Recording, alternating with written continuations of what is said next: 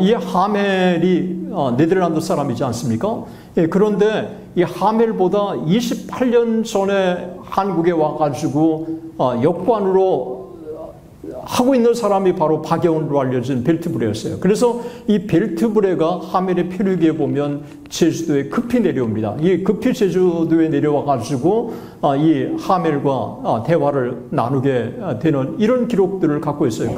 그 기록들 중에 이런 기록이 있어요. 이 벨트브레가 28년 동안 한국에 살았으니까 여러분 네덜란드 말을 많이 잊어버리지 않았겠습니까? 그런데 만났는데 네덜란드 사람인 건 확인했는데 말이 안 나오는 거예요. 그래서 이 하멜의 표류기에 보면 이런 기록이 있어요. 하멜이 이런 얘기를 해요. 아니, 조선에 28년을 살았다고 하지만 30이 넘은 나이에 조선에 왔는데 저렇게 모국어를 잃어버릴 수 있을까? 이런 기록이 있어요. 그런데 또 놀라운 사실은 금방 모국어를 회복해가지고 얼마 안 됐는데 또 유창하게 대화를 하는 거예요. 그 뭐라고 하멜의 표류기에 있느냐 하면 그런데 한 달 만에 모국어를 회복했다. 명예 말 2,000피를 보내고 그리고 이제 몽고가 지배를 더 이상 제주도에 하지 않게 된 거였습니다. 그런데 우리가 잘 아는 대로 이걸로 그치는 게 아니라 이 몽고에서 파송한 이 목호들이 제주도 말 지키고 관리하고 이러면서 이 말을 계속해서 몽고로 보내는 사람들의 이와 같은 사람들이 제주도에 상당히 많았는데 이 사람들이 이제 몽고하고의 이 관계가 딱 정상화되니까 이들이 반란을 일으킨 겁니다. 우리 받아들일 수 없다. 왜냐하면 자기들은 파송된 게 원나라에서 파송했는데 나라가 바뀌어가지고 이제 명나라가 지배하는데 어떻게 보면 자기들에게는 원수인데 그 원수들에게 말을 계속해서 공모한다. 우리 못하겠다라고 그렇게 이들이 그냥 난을 일으켜서요. 그래서 이 목호 반란이 쉽지 않았는데 그런데 최영 장군이 와서 토벌을 하게 되었습니다. 이 목호들의 반란을 진정시키게 돼서 목호들의 세력이 더 이상 이 제주도에 영향을 미칠 수 없게 돼서 몽고 지배의 100년의 역사가 정리가 된 겁니다. 몽고 100년의 역사 속에 평가를 한다면 첫 번째가 우리가 너무 많은 상처를 몽고 지배 100년 동안에 있었다고 하는 것입니다. 그리고 목호들의 토벌 과정에서 너무도 많은 제주도민들이 희생을 당하는 결과를 초래한 거예요. 그리고 몽고 지배에서 끝나서 채영이 평정한 이후에도 탐나도는 오히려 더 많은 말을 바쳐야 됐어요. 그러니까 이 제주도는 수탈의 대상이 된 거예요. 그러니까 몽고 지배도 힘들었지만 이제 더 이상 몽고 지배를 받지 않았는데도 수탈은 계속되기 때문에 이 제주도라고 하는 곳은 계속해서 사실 순환의 역사가 계속됐다고 하는 것입니다. 몽고의 영향이 언어에 많이 왔다고 하는 것도 널리 알려진 거였습니다. 제주도가 분명히 순환과 피탈의 역사, 그리고 그런 면에서 항쟁의 역사였다고 하는 것입니다. 그리고 이제 참 원나라에서 명나라로 그렇게 바뀌어서 이제 몽고의 지배를 정리할 수 있었지만 270년 동안 일본의 침략을 계속 또 받아야 하기 때문에 이 제주도는 계속해서 참 이 순환의 역사였다는 거죠. 그래서 제주도 조선 왕조 탐나록에 보면 일본의 이 외구의 침략들이 상당히 많은 기록들이 있는 것을 우리가 이제 확인할 수가 있습니다. 그런데다가 조선 왕조 실록 탐나록에 보면 출nhập 금지를 당해가지고 거의 200년 동안 출nhập 금지를 당하고 거기다가 또 자연재해를 통해서 기민자가 엄청난 기아자가 생겨나서 너무도 많은 기아자들이 생명을 잃어버리는 이런 것들이 계속됐고, 그리고 1796년 2월에는 여러분 김민자가 51,303명이라고 그렇게 기록했습니다. 그래서 조선왕조실록 탐나록에 1671년에 기록해 보면 이런 기록이 있어요. 참 지금 봐도 부끄럽고 참 가슴이 저리는 그런 기록이에요. 제주 목사 노정이 치기하기를 본도 기민의 사망자 수는 많아서 2260명에 달하였고 나머지 생존자도 이미 귀신처럼 되었으며 닭과 개는 다 잡아먹어서 사방 경내에는 닭과 개의 소리를 들을 수가 없습니다. 이어서 우마를 잡아 겨우 연명하고 있지만 서로 잡아먹는 변이조속에 임박했습니다. 그러니까 서로 잡아먹는다는 게 뭐겠어요? 제가 볼 때는 서로 잡아먹는다고 하는 건 사람 그냥 잡아먹을 그런 위기에 처해 있다고 하는 것. 거기다가 또 질병은 또 계속되었죠. 그러면서 그 질병에 대한 기록으로 정말 많은 사람들이 죽었다고 하는 것을 또 찾아볼 수 있습니다. 탐관오리의 수탈은 또 가혹할 정도로 계속되었죠. 그러니까 이런 시기 속에서 계속해서 민요가 발생할 수밖에 없어서 1862년에 임술민요, 그리고 1890년에 경인민요, 1895년에 병신민요, 그리고 1898년에 무술민요, 이런 민요가 계속된 것입니다. 밀란의 성격은 다르지만 분명한 것은 제주도민들은 사회 정의를 위한 항쟁이라고 하는 것에서 한국의 민주주의의 뿌리를 이 제주도의 이 항쟁에서 좀 찾아야 하지 않을까. 그런 생각을 제가 어제 오늘 제가 해봤어요. 이런 제주도의 이 항쟁, 이런 것들을 정말 민주화 운동의 하나의 그런 사건으로 우리가 볼 수는 없을지 하는 생각을 가져봅니다. 그래서 이렇게 제가 글로 적어봤습니다.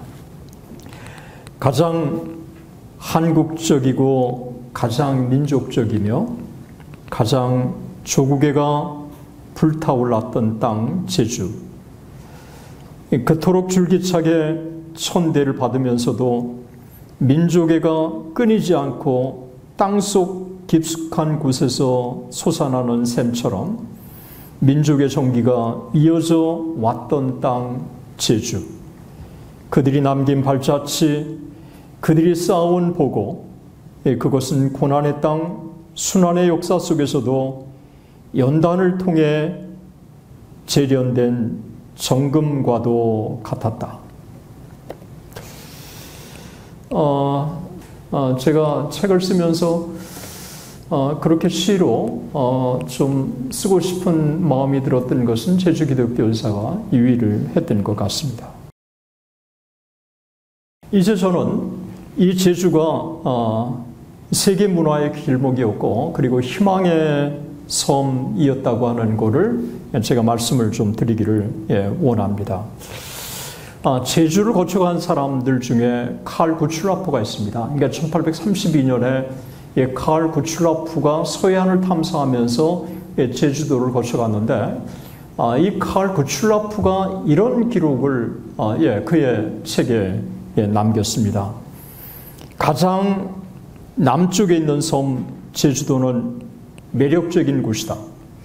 잘 개간되었고 너무도 편리한 곳에 위치해 있어 한 공장을 이곳에 세울 수 있다면 우리는 가장 편하게 일본, 한국, 만주 그리고 중국과 무역 거래를 할 수 있었을 것이다. 그러나 만약 이것이 실현 불가능하다면 이런 섬을 선교 기지로 삼을 수 없을까?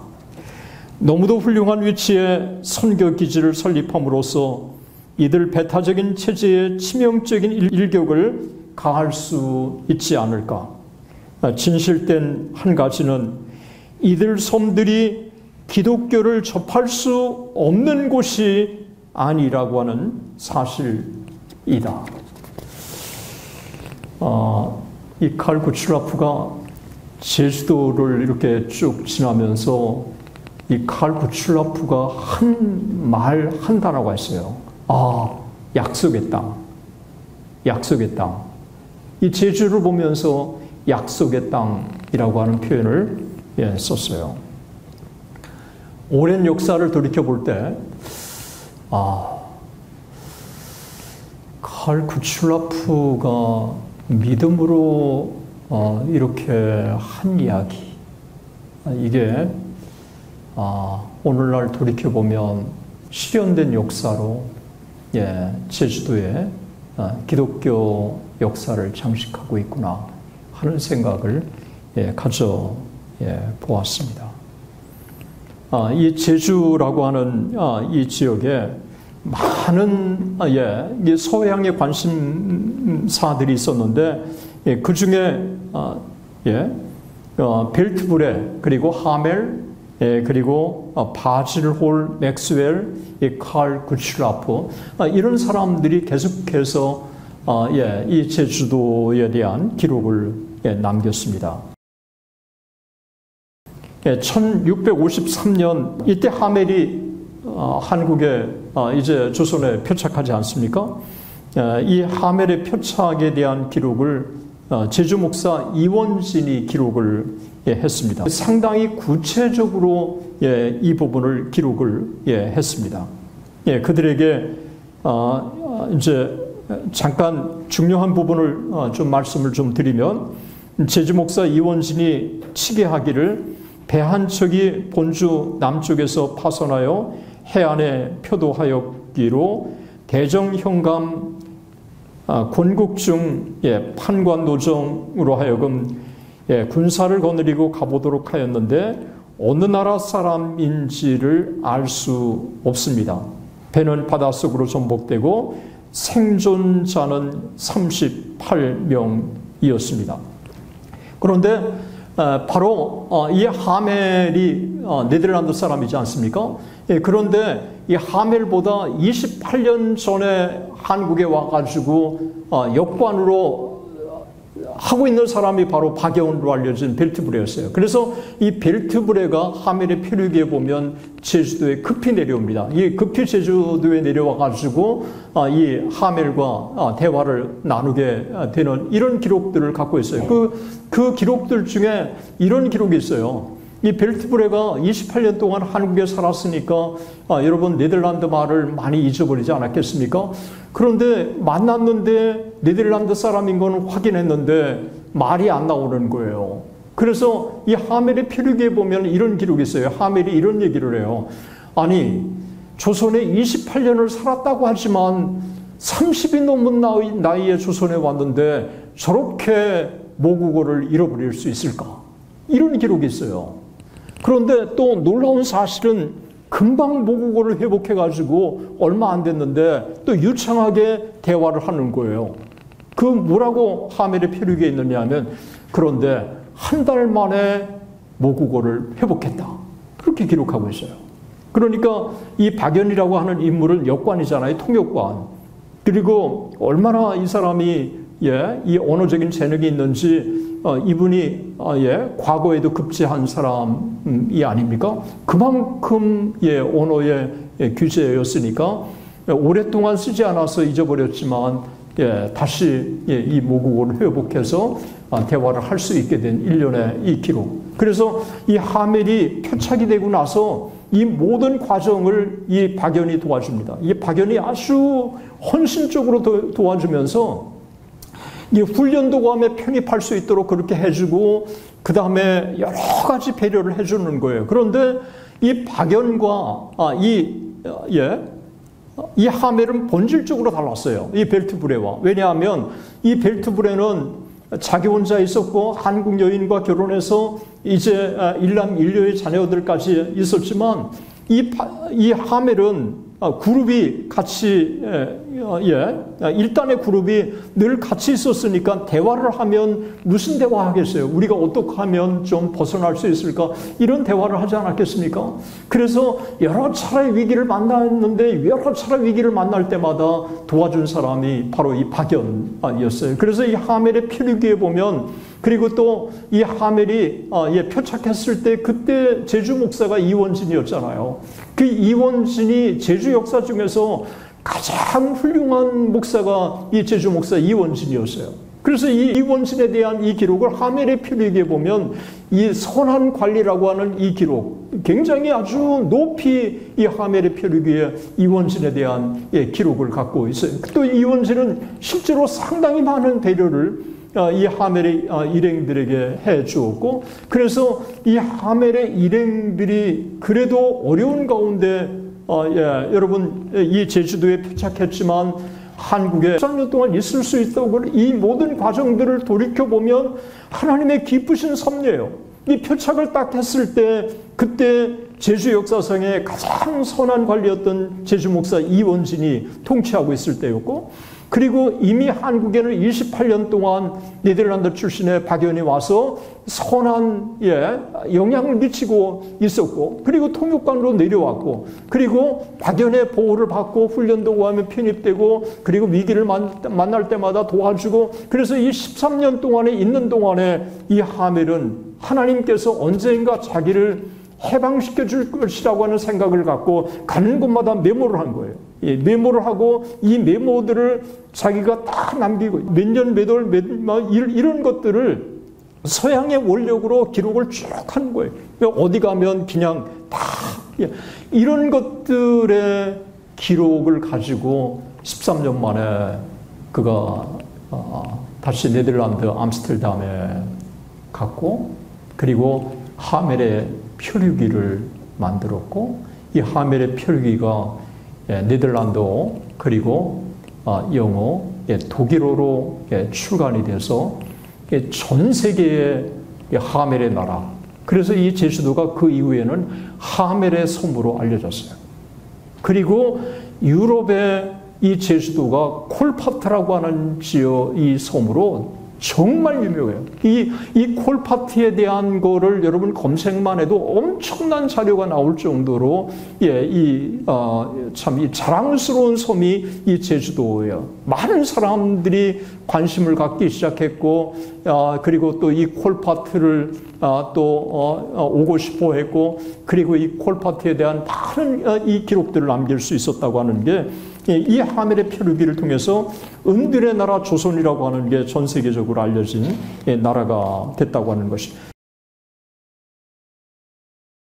그래서 하멜의 표류기를 읽고 한국에 오고 싶은 사람이 바지롤과 맥스웰이었고, 바지롤과 맥스웰이 이제 그 서해안을 거쳐서 이 제주도에 오게 되고, 그리고 해도를 작성하게 되고, 또 일지를 쓰게 되고, 또 책을 쓰게 되고, 이런 것들이 칼 구출라프로 하여금 서해안을 탐사하고, 그 다음에 서해안에 복음을 전하고, 그리고 제주도까지 올 수 있도록 그렇게 한 겁니다. 여러분, 백낙준 박사님이 한국 개신교사를 그가 라투렌 밑에서 쓰지 않았습니까?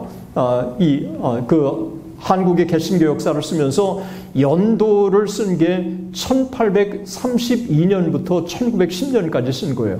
왜 1832년일까요? 그것은 칼 구출라프가 서해안을 탐사하면서 복음을 전해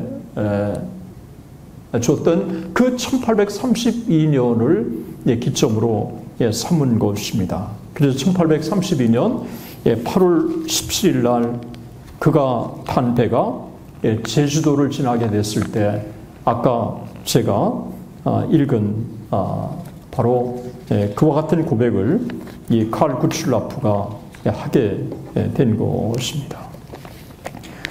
진실된 한 가지는 이들 섬들이 기독교를 접할 수 없는 곳이 아니라고 하는 사실이다. 그리고 이 섬을 약속했다. 산업기지를 만들 수 없을까? 이 약속의 땅 제주도에 선교기지를 만들 수 없을까? 하는 이 칼 구출라프의 1832년에 품었던 이 고백. 여러분, 문득 1832년에 200주년이 지나는 해가 2032년이네요. 이 칼 구츠라프 200주년. 이 제주도가 선교 기지가 됐으면 좋겠네요. 그리고 선교 기지가 정말 돼서 이 칼 구츠라프의 이와 같은 참 이 기록이 마치 하나님께서 은혜를 주셔서 선언한 예언처럼 이 제주도가 놀라운 복음의 전진기지가 되었으면 좋겠다는 생각을 가져봅니다. 그리고 2008년에 제가 와서도 느꼈지만 2008년 이후에 제주 기독교의 기독교인은 줄어들지 않았다고 얘기 들었어요. 그리고 코로나의 위기도 가장 비껴간 지역이 제주도라고 하는 지역이 들었고요. 굉장히 영성이 살아있는 게 느껴졌어요. 하나님께서 전혀 예기치 않는 곳을 보존해 주시고 또 예기치 않는 사람을 들어서 하나님의 역사를 이끌어 가시고 또 예기치 않는 지역을 복음화시켜서 한반도 전역에 이 복음화의 부흥의 불길을 타오르게 하시는 게 하나님의 역사인데 바로 제주가 그렇지 않을까 하는 생각을 가져봅니다. 하나님께서 은혜를 주셔서 이 제주에 정말 복음화가 놀랍게 더 진행이 됐으면 좋겠고요. 그 다음에 이 제주 지역에는 이 기독교에 대해서 그래도 긍정적인 인식을 갖고 있고 그리고 또 하나는 이 제주 지역은 순환의 땅이 있기 때문에 우리가 의지할 대상은 사람을 의지하는 게 아니라 하나님을 의지해야 한다고 하는 이 의식이 이 제주도 사람들에게는 종교심이 있다고 하는 거예요.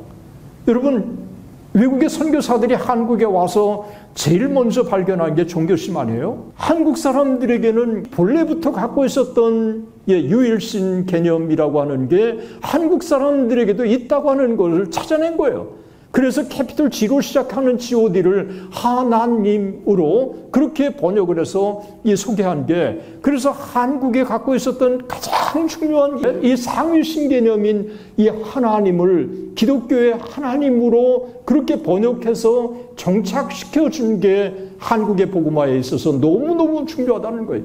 이만큼 이 제주도가 종교성이 많다고 한다면 그만큼 또 하나님을 의지할 그런 가능성은 훨씬 더 높다고 하는 것이기 때문에 여러분 희망을 가져야 한다고 봅니다.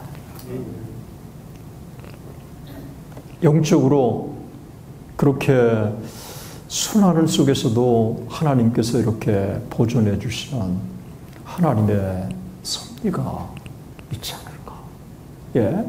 그 하나님의 섭리. 이 그리피스가 코리아의 시실리라고 했는데 이 코리아의 시실리. 여러분 세계적으로 시실리 그러면 가장 아름다운 섬이잖아요. 이 코리아의 시실리. 제가 와서 보니까 시실리는 제가 안 가봤지만 이 시실리보다도 더 아름다운 곳이 제주도가 아닐까 하는 생각을 가져봅니다. 자연의 아름다움. 또 순환의 이스라엘의 역사처럼 순환의 역사.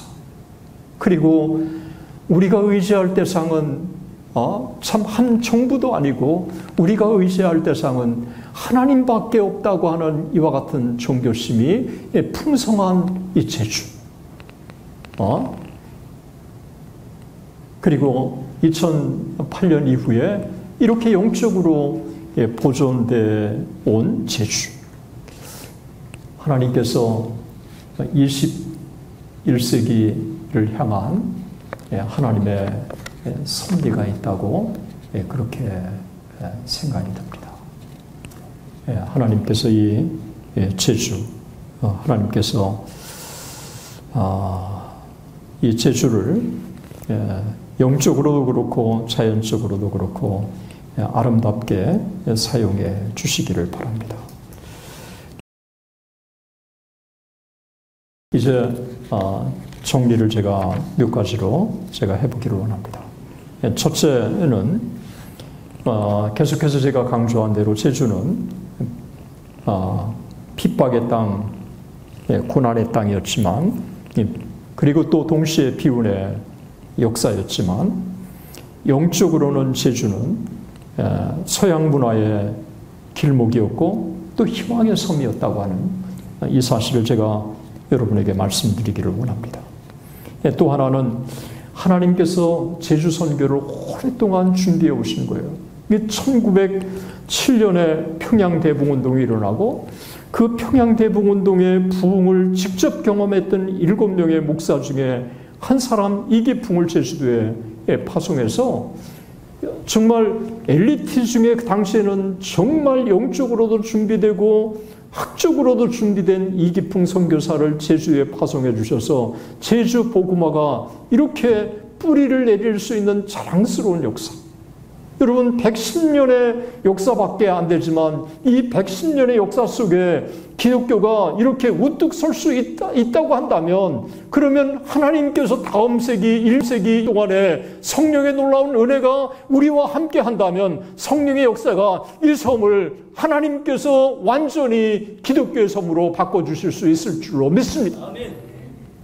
우리 제주 역사를 보면서 하나님께서 지난 제주의 역사는 선교를 준비하시기 위한 역사였고 이 선교가 시작되고 나서 복음이 전해지면서 점점 더 이제 이 제주라고 하는 게 전 세계에 주목을 받게 되고 그리고 이 제주의 영성을 제가 보면서 하나님께서 참 이 제주 이곳에 와서 저는 그렇구나.